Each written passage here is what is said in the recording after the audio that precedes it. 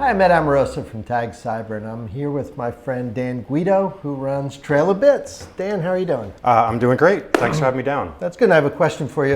I'm going to say it wrong, but so who do you work for? So I work for Trail of Bits. Okay, we got that cleared up. And I run a cryptography team.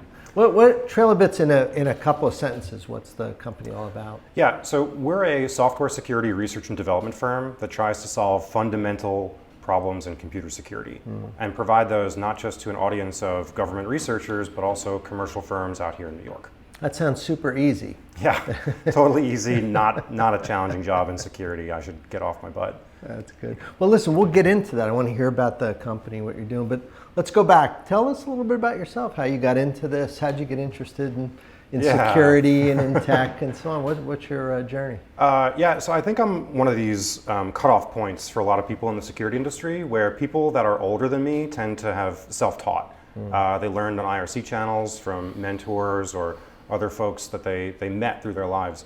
Whereas people younger than me, a lot of them learned through books and they went to school and they took courses. And the year that I am tends to be the year where it became a little bit more well-defined and a little bit more academic. So I have a degree in computer security. I went to NYU Tandon, one of the youngest classes of people to graduate there with that kind of degree, and started off working for the US government. I floated around DoD for a bit, worked at the Fed Reserve down the street until I found software security, where I think all security is becoming software security, and recognizing that, I worked for a company called ISEC Partners. They helped fly me around the world talking to technology firms, and it gave me a wide perspective on what was wrong and what people are able to do to fix it. And that's when I founded Trail of Bits, because I realized that the current things people are doing aren't enough to solve the problems we have. Yeah. We need to blend some research in there and provide that to people more than just the current state of the art. Had you left ISEC before they were bought by NCC Group? Right about as they were. I was there during the acquisition, lasted a few months afterward. It was an interesting transition. I think they did well with it for about 2 years or so. But now we're seeing a lot of these roll-ups, and there aren't a whole lot of boutiques left. And companies like Trail of Bits are few and far between. I'm very proud to be one of the smallest, most effective kinds of cybersecurity boutiques that's left in the industry right now. I've asked you before, I'll ask you now, what are the pillars behind what you guys do at Trail of Bits? It's a very impressive story. Why don't you take us through that? Yeah, sure. So the way that we define ourselves different from everybody else are based on 3 things. The first is that we do actual novel original research. A lot of other consulting firms, they give their consultants 2 weeks off per year to write a black hat talk, and that's great. It makes the news, but you're not solving fundamental issues in computer security with 2 weeks of time.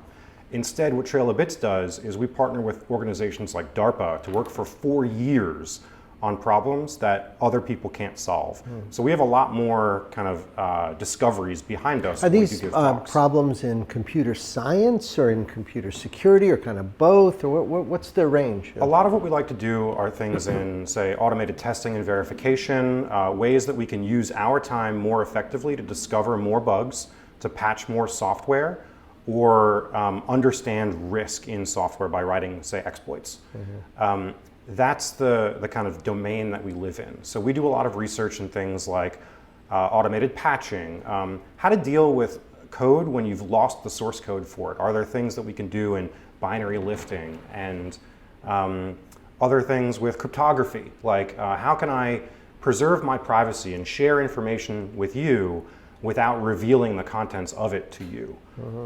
So problems like that, we have answers for based on the work we do with the DoD and with DARPA. That's wonderful.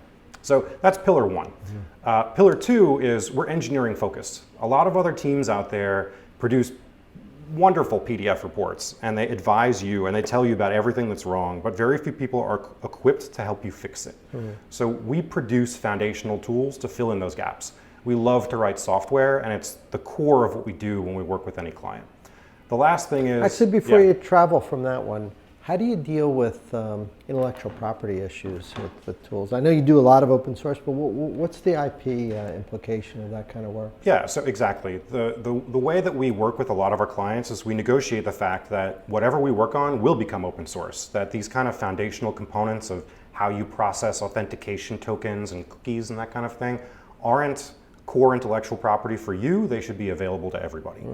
On the other hand, there are some tools that we generate that are based on unique knowledge we have, where we've put years and years of effort into them, where we pursue a dual licensing strategy. We have usually a very painful open source license, something like the AGPL v3 license that most companies will refuse to use because it's very viral. And on the flip side, we'll retain commercial rights for it, where if you'd like an exception to those terms, you can contact me and I'll, after paying a small amount of money, we can give you a fully private commercial license to that tool. So we have a lot of different things on our GitHub where you can go and try out the tool right now. Like, we're not hiding anything. Does it work for you? Does it not work for you? You can go investigate that under the open source license it's available under. And then if you determine that you would like to use it, but the license is a non-starter, I can give you an exception that enables you to try it. Got it. Good. So that's how a lot of our tools work. So that's number 2. That's number 2. And then number 3 is we try to share as much knowledge as we have. Everybody in the security industry is covered by reams of NDAs, and I think half my job is just being the chief legal officer for the company. But we make incredible effort to share out the knowledge that we learn because we think raising all boats is a better strategy, and that we're constantly trying to move forward. There are always more problems to solve. I don't ever want to get lazy, so we try to improve everybody's understanding of what we've learned. So you can find that on things like our blog. We also produce academic papers. We're very interested in making sure that our work gets academic peer review, because we don't want to just work with DoD and with commercial firms. We also want to engage with academia. So it has to be part of a holistic conversation, and that's why we publish so much of what we know. Open source is a lot of work, isn't it? It's a ton. Right. I think we're really good at Everybody it. thinks it's put on a website, what's big. It's a ton of work, right? The curation and upkeep of open source is enormous. It requires a lot of empathy, and you have to put yourself in someone else's shoes to understand what they're going to see when they look at your code. It's not enough to take, like, at your company, your corporation, you've got some tool that you wrote. Just dumping it on GitHub with a README that you think makes sense is not going to generate a community for you. Community building is a separate kind of problem, which I think that it's one of the areas where I have some experience. We've got a meetup group in New York City that's got 1,500 people in it. I used to run the security lab at NYU Tandon for a number of years, and I know how to engage with people and make sure they remain engaged so that they're contributing the issues that they've identified, small pull requests, documentation changes, as well as larger features that improve the software for their own use cases and not just mine. This is something where Facebook, they had OS Query, their endpoint security agent that now tens of thousands of companies use to secure their own networks. Right. Facebook was having a lot of trouble with community management of that tool. We were able to help broker a conversation that resulted in that tool being placed under the Linux Foundation's care. Were you involved in that? Absolutely. Oh, that's fantastic. That's Back been extremely successful. Back from 2016. Right. It's funny because you've got large companies like Facebook, and they've got thousands, tens of thousands of software engineers, but they don't have people that understand Windows internals. They can't write, kernel APIs and do essentially what looks like rootkit development to write an endpoint security tool. So they hired us to port OS Query, which was formerly only Linux and Mac OS, over to work on Windows. And from that point, we started integrating ourselves into that community to then become one of the leaders of it and draw in more companies and help them take advantage of that tool. That is very cool. So that's just yet another example of why people come to us. Because a lot of times companies rely on open source software they don't realize, and then you can't go and hire Facebook for help. Like, that doesn't work. You can toss some requests over the wall, and maybe on a good day, somebody will have some extra time to satisfy them. But if you'd really like to get it to work for your company, then you come to us. That's awesome. And we're engineering focused. We integrate with the community, know how to upstream our work, and can incorporate bleeding edge research into it to make it that much better. Now, you guys have been doing some work in mobile security. That's right. Maybe an announcement brewing here? We do. We have a mobile security product. Okay. It's not a huge By product. the time this video pops up, it will be probably out. be out. Yeah. It will be out. It will be an app that you can download on your phone. What's It's it called? iVerify. Okay. iVerify is a software library we've worked on for years that helps you detect the safety status of your iPhone. There are philosophical differences in the way that Android and iOS operate, right? With iOS, there should only be a known good set of software that operates on your iPhone. So deviations from that should be easy to detect. And if there are deviations, you know you've been hacked. Right.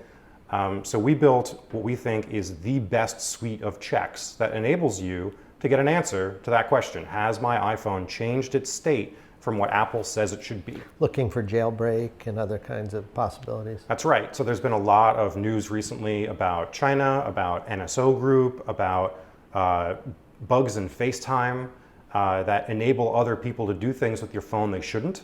And there aren't many opportunities for individuals especially to verify that their phone is safe. So we put together what we think is the best solution for that by not only checking for the fact that your phone may or may not be jailbroken, but also providing you configuration advice for things like turning off or enabling certain features that make your phone more or less safe, as well as tips for securing the online accounts that are on your phone, like your Google, Twitter, Instagram accounts, where there are settings people may not be aware of. So we tried to give more of a holistic picture as to all the things you can do to make your mobile life safer and put the power back in your hands to understand all that information. Right now, I think the status quo is you read the news and there's just one thing. People say one setting in every news article. They're like, you need to flip this setting. But nobody gives you the holistic picture of, hey, if you want to prevent your phone from being stolen and the data being taken off of it, here are the 5 most critical settings. And if you set them, that's the best you can do. And the iVerify works for iPhone and Android? No. Just So iPhone. Android is in many ways insecurable in practice because there's so many fragmented versions of it. There's no way to produce a comparable solution for Android phones. Gotcha. It's possible to secure an Android phone. You can make a custom distribution of it like the Gruck has on Twitter, but it comes at incredible cost to you. You need to load your own operating system on the phone. So really what we think is that for most people, if you want the most secure mobile device, you should probably be using an iPhone. And then you can use our app to make sure you take advantage of it to the max. So Apple probably enjoys the discussion here, right? Apple's in a tough spot right now. I think that this year has been challenging for them, where they've found remote jailbreaks in the wild. Yeah. You've got NSO Group profiting at the tune of $125 million a year, offering services to break into them. And then you've also got really embarrassing software vulnerabilities like this FaceTime bug where you could call anybody and listen in on what they're talking about. They have a little bit of a PR issue to dig themselves out of. And I do hope that solutions like iVerify help put people a little bit more at ease, that the devices they're using are still safe and that they've configured them appropriately to make sure that they're not doing anything wrong. You know, Dan, you're a successful entrepreneur. You have an academic background, obviously intelligent. What drives Dan Guido? I don't think it's like to make a ton of money. I mean, you give a lot of things away, and I know you pick projects that you believe are right. What drives you?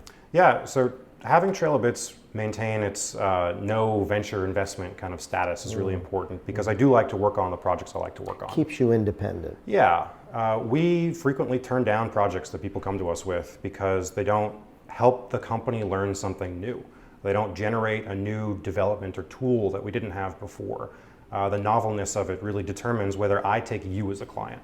And I think that's what I want to do in the world is I don't want to solve the same problem twice. I'm tired of that. I used to be a SOC operator way back when, and I remember responding to malware attack after malware attack after malware attack that were all PDFs that we could have immediately halted if we just flipped one setting. Yeah.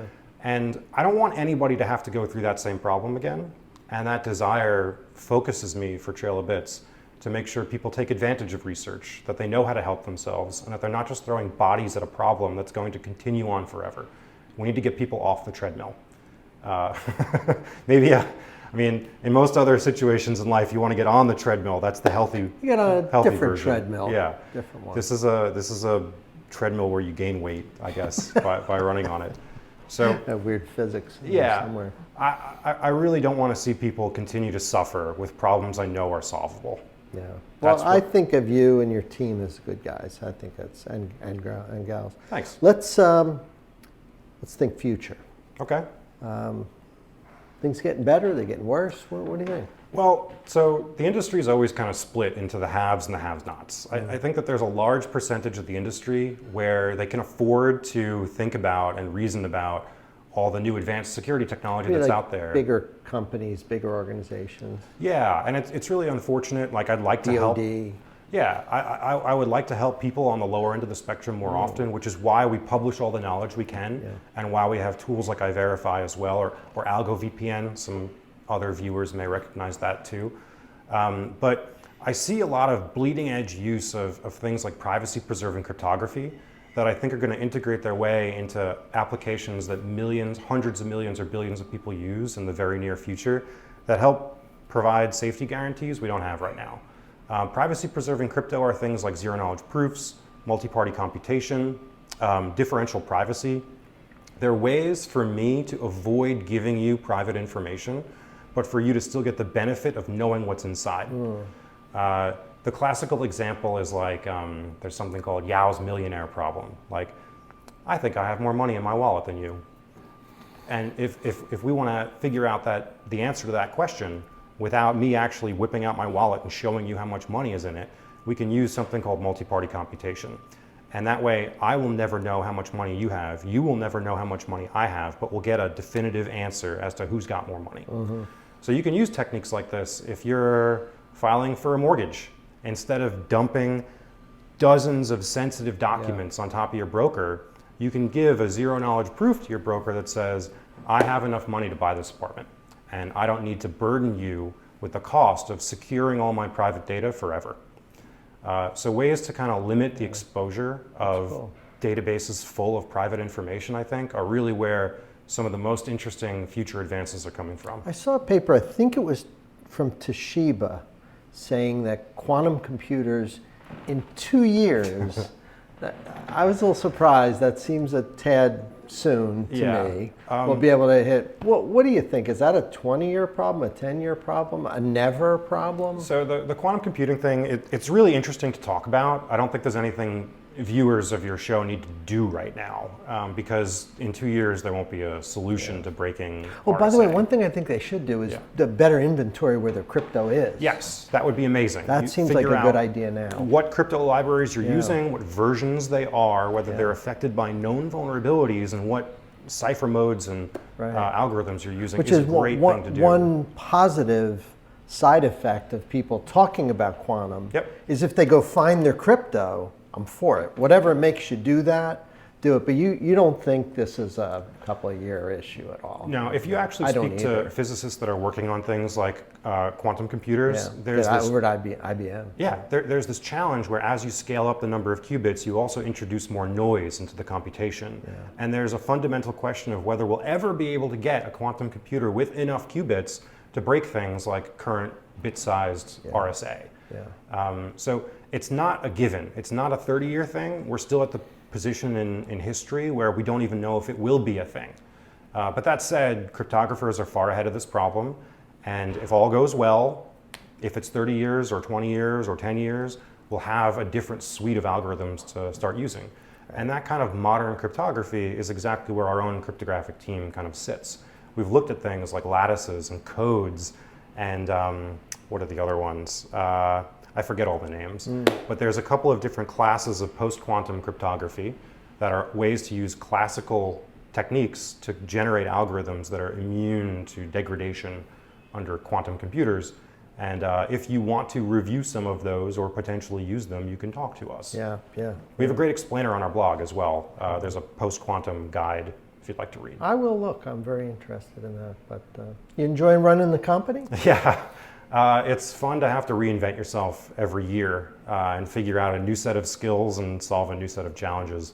I'm certainly not doing anything that I did in the first or second year of the company today. And I know that next year, we're 50 people now.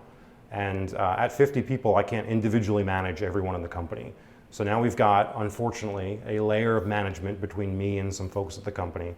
But I still, Or fortunately, fortunately and unfortunately, I bet they're good. I like to really dive into the details, so I do pop up on random people's projects now and then and try my hand at a few things, but I think it helps keep people focused, and I have a lot of understanding of what our clients are trying to go for, and can sometimes shuttle information across the company where I'm aware of a project that our engineering team has worked on that maybe our assurance team is not. So I do try to work across the stack, and I think it helps that I've got enough of a background in computer science to still know what we do every day. That helps. But I also know what I don't know, so I take it very seriously to learn things about people management and other topics that are still important to run a company. Well, I am impressed by what you do. Very proud of what you do. We're a member of the NYU community together. Thanks. And I appreciate you coming by to share with us. No problem. It was, as usual, awesome stuff. Dan, thanks, man. Thanks. And we'll see you next time.